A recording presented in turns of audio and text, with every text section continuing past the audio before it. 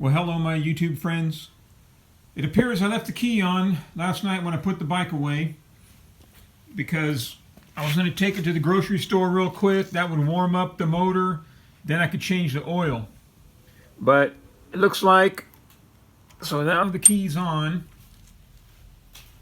Yeah, it looks like that plan's moot.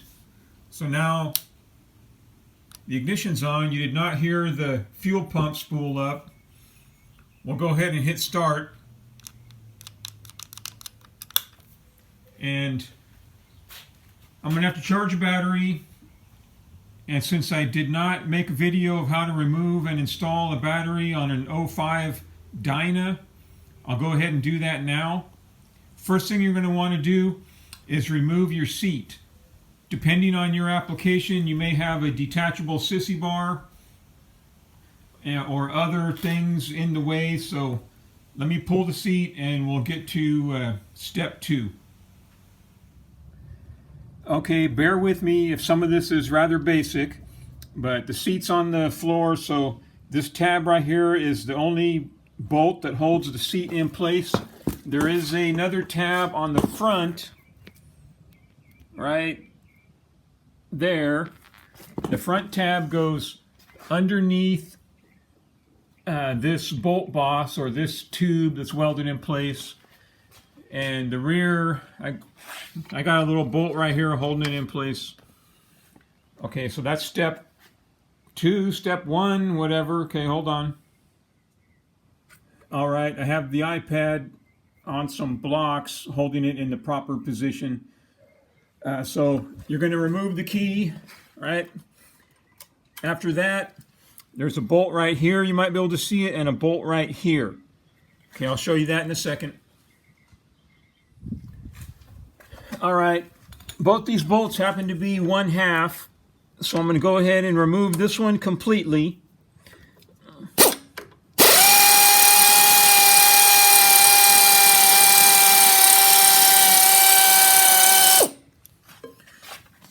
And then I'm going to remove this next one partially, and it will allow the battery tray to drop down.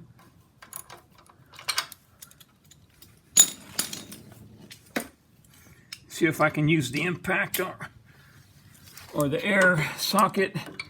Yeah, not much room.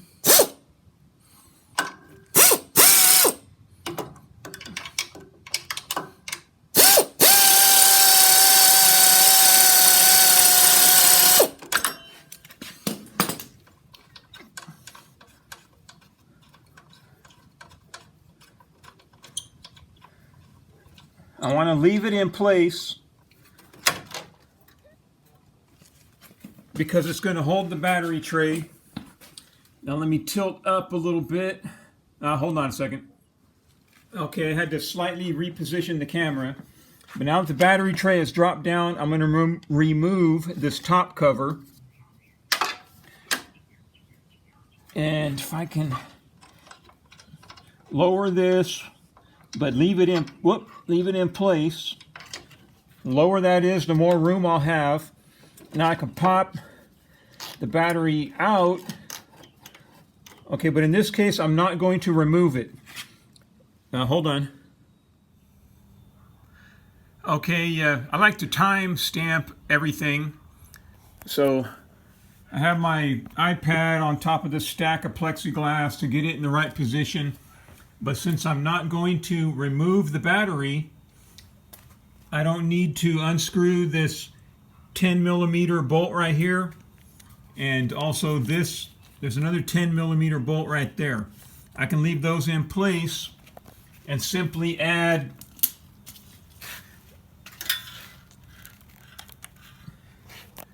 whatever these clamps are called, the official name, I don't know.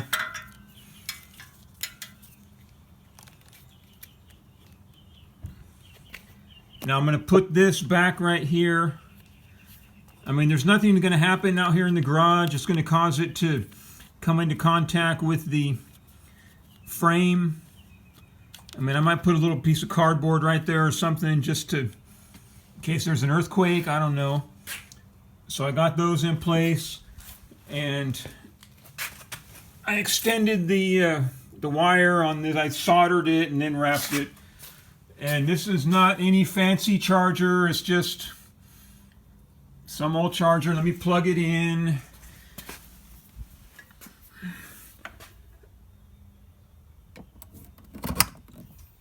All right.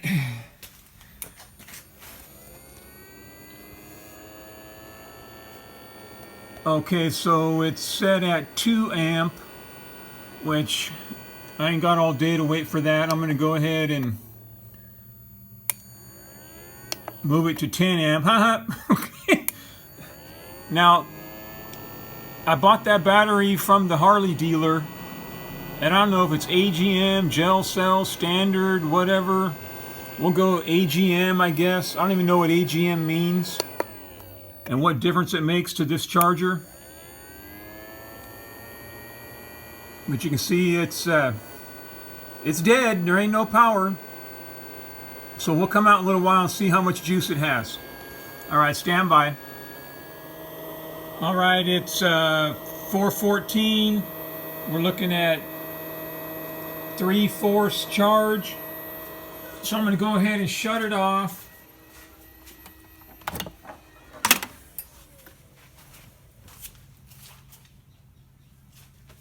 We're going to see if that's enough juice. So it's still plugged in. I did not disconnect the terminals. I did jam a leather glove in here. Let's turn it on, see if we hear the fuel pump.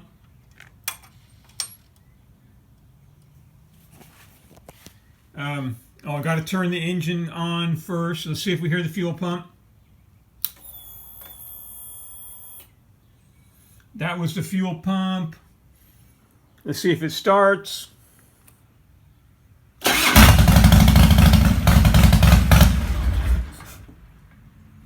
Okay, that fired right up. So hold on, I'll show you how to put the battery back in. All right, I'm going to start by taking the key back out. Then I'm going to remove these charger battery cable things. Set those there for now. Okay, so if you were changing a new battery, right, you'd put the cables on the new battery. Now I'm going to move this over here. You want to be careful or be sure what direction the cables are running, right? Because there's only so much room under here, and you want to feel around a little bit. Just make sure that they're not binding or there's nothing cutting into the insulation. All right, so you can be aware of that. The next thing you're going to do is take this cap or this cover, right? It sits on top right there. It has to go under this part of the frame, and you can barely see it, but there's a little there's a rubber insulator or a rubber cushion right there. You don't want to get this folded underneath. That has to be out, and that rubs on it, and it rubs the paint away right there. So you can just put the red safety cover right there. Okay, that drops right on there. Now when I put this under,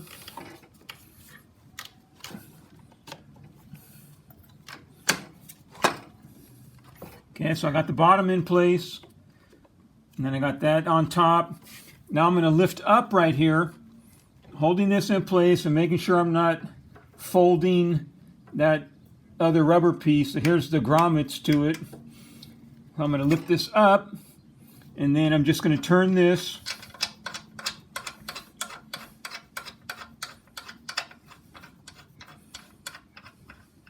Giving another look to this top piece right there, make sure that's in place. So the next most difficult part is going to be putting this side-facing bolt back in.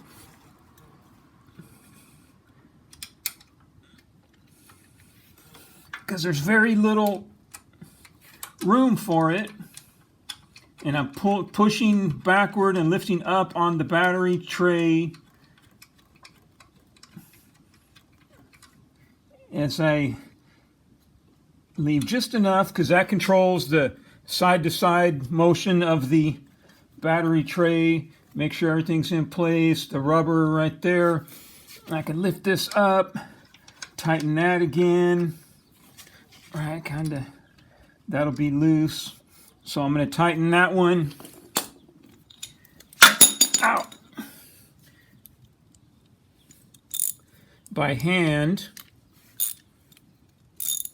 Whoop.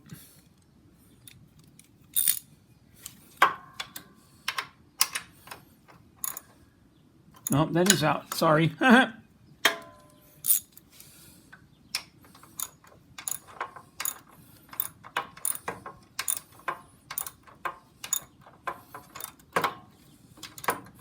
And that's why you keep this one loose.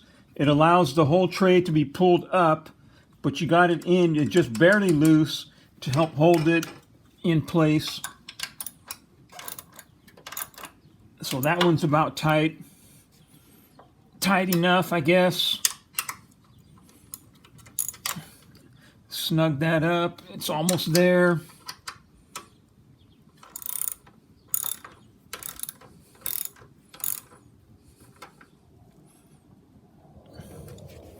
Okay, now remember that the seat, let me adjust the camera again if we can get a view of it. All right, so the front tab of the seat's going to go right in there, just like this.